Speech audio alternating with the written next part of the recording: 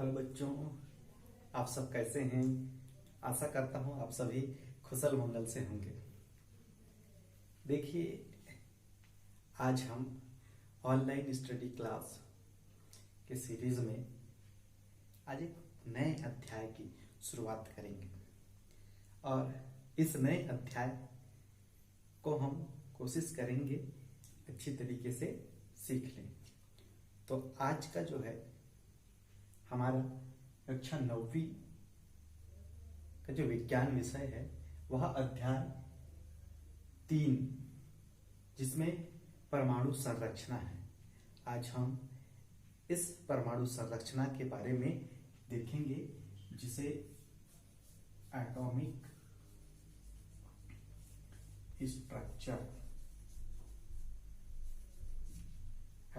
Structure के नाम से भी जाना जाता है। हम देखते हैं अपने आसपास चारों ओर तो हमें बहुत सारी वस्तुएं जो है विभिन्न आकृति वाले, विभिन्न आकार के, विभिन्न रंगों के तथा अलग अलग किस्म की वस्तुएं दिखाई देती हैं और ये सभी वस्तुएं विभिन्न प्रकार के पदार्थों से मिलकर बने होते हैं और पदार्थ कणों से मिलकर बना होता है। तो अब प्रश्न उठता है कि ये कण कैसे होते हैं, इनका आकार क्या होता है, इनके गुण क्या हैं।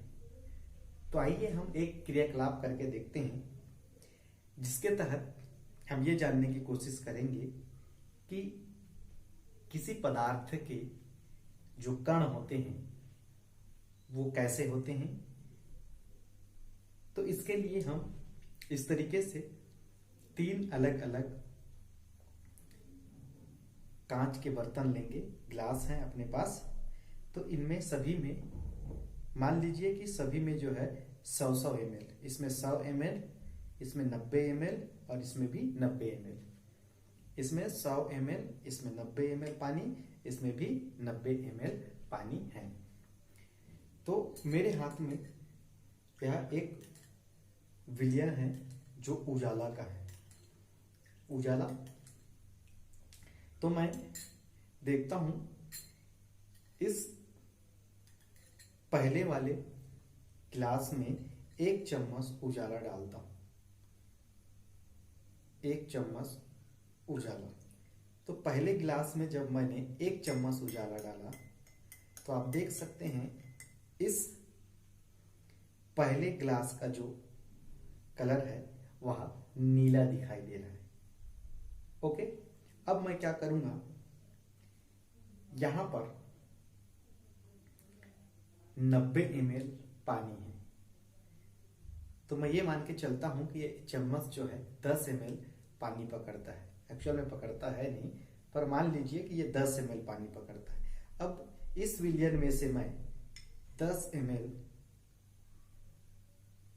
जो घोल है लेके दूसरे ग्लास में डालूंगा। अब देख सकते हैं 10 ml से कुछ फर्क नहीं पड़ रहा है, तो थोड़ा और ज्यादा अमाउंट मैं डाल देता हूं।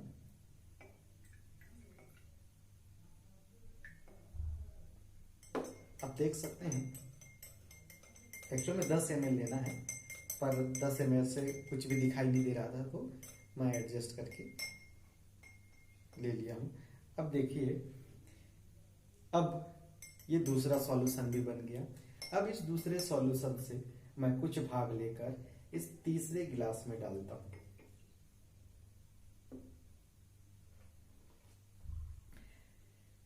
तो आपके सामने ये 3 गिलास हैं, आप इसको भी मान के चलें तो ये चौथा।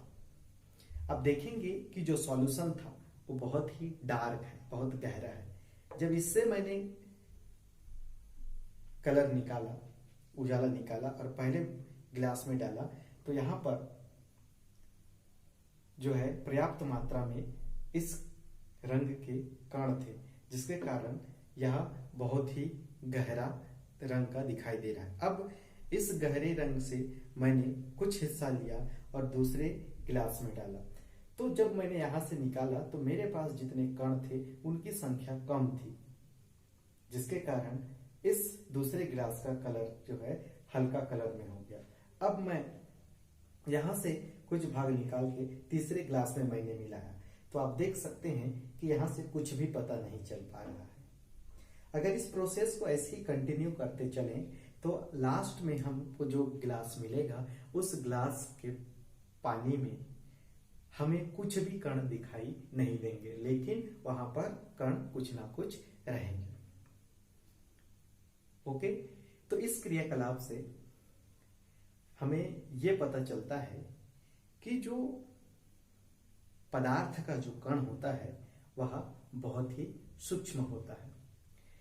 वो इतना सूक्ष्म होता है कि किसी दूसरे पदार्थ का कोई भाग उससे छोटा नहीं हो सकता। तो इस छोटे से भाग को, इस छोटे से कण को लेकर ये जो है पदार्थ का सबसे सूक्ष्मतम कण हो गया। अब इस कण की प्रकृति के बारे में समय समय पर अलग अलग वैज्ञानिकों ने अध्ययन किया और इसका एक छोटा सा इतिहास है कि यह प्रारंभिक कण स्थिति से अभी की वर्तमान स्थिति में जो इस कण की स्थिति है, यहां तक इसका विकास किस तरीके से हुआ था, तो हम उसको अलग अलग तरीके से देखेंगे। एक छोटा सा इतिहास है। तो इस क्रियाकलाप से यही पता चलता है कि ये जो परमाणु, ये पदार्थ का जो कण होता है वह इतना सूक्ष्मतम होता है कि उसे हम और छोटे भाग में नहीं तोड़ सकते। अर्थात किसी पदार्थ का सबसे सूक्ष्मतम जो कण भाग होता है वह एक कण है, और इस कण के संदर्भ में अलग अलग वैज्ञानिकों का अलग अलग मत रहा। तो आज हम बात करेंगे इस कण के इतिहास के बारे में।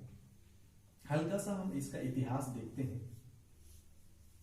कि कब शुरुआत हुआ, कहां से इसकी जानकारी मिली, ये सारी चीजें।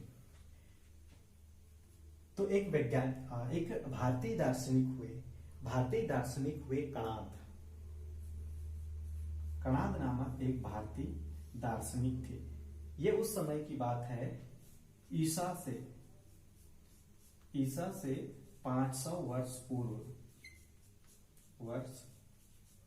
पूर्व की बात है। कणाद नामक जो भारतीय दार्शनिक था, भारतीय महर्षि था, इन्होंने सबसे पहले एक पदार्थ के छोटे से भाग को कण कहा। कणाद ने जो है इस छोटे से भाग को कण कहा। इसके बाद समय जो है बीतता गया। डेमोक्रिटस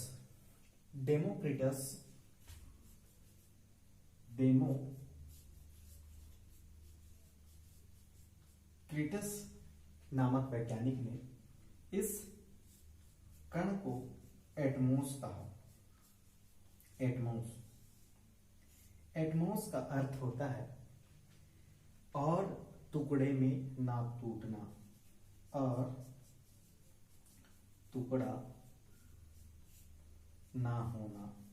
इसी कण का जो है और टुकड़ा ना होना एटमॉस कहलाता है, और इसे डेमोक्रिटस नामक वैज्ञानिक ने कहा था।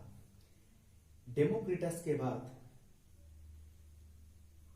जो है एक वैज्ञानिक आए जिन्होंने पहली बार परमाणु शब्द का उपयोग किया था।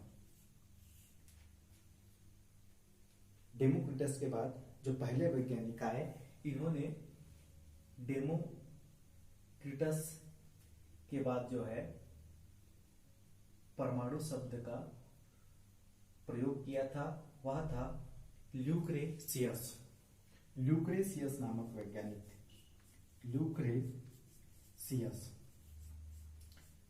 ल्यूक्रेशियस नामक वैज्ञानिक ने सबसे पहले एटमॉस के बाद जो है परमाणु शब्द का प्रयोग किया था। अब समय व्यतीत होता गया, लोगों ने इन को आधार मानकर